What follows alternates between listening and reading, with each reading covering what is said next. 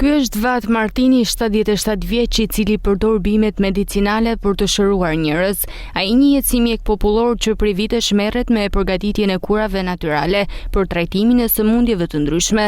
Ai tregon se këtë zanat e ka trashëguar nga familjarët e tij dhe gjatë gjithë jetës ka krijuar ilaçe bimore përmes metodave natyrale që përgatit në banesën e tij.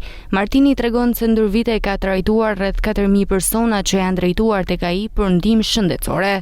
Kryesisht se me partitë punës nuk ka zhvilluar ajo, e kam zhvilluar vetëm për lyth, ai legalisht, se kanë përsërit edhe të parë tonë. Kjo është bimësore si e miellim në tokë. Vinë prej spitalit Shkodrës, edhe natën kanë ardhur në 19 natë, llojt e kurave të ato femna që kanë shkuar janë operuar për misht huaj në Tiranë, edhe me 2 herë kanë ardhur të që ka përsërit edhe në Amerikë, e kanë marrë, e kanë shkuar, lesin në Evropë, ku do në Evropë ilaçet e mia kanë shkuar.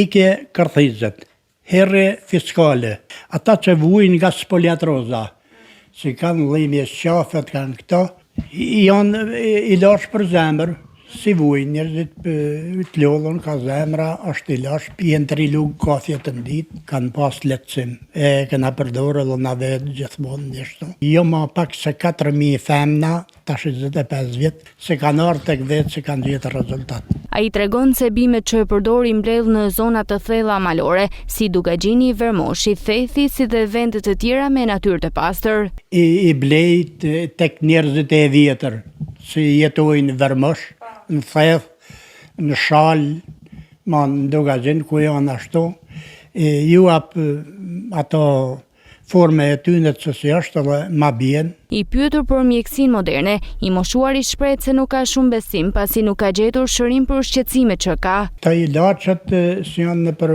farmacie dhe tona edhe trajtohem sot për tensionin, nuk muj me shau, shkencën e këta nuk. Kam gruan me diabet, edhe ajo e pina tona, po nuk janë të sakta. Pavarësisht zhvillimit të mjekësisë moderne, Vat Martini mbetet I lidhur me traditën dhe natyrën, ku përmes mjekësisë popullore ndihmon personat me probleme të ndryshme shëndetësore.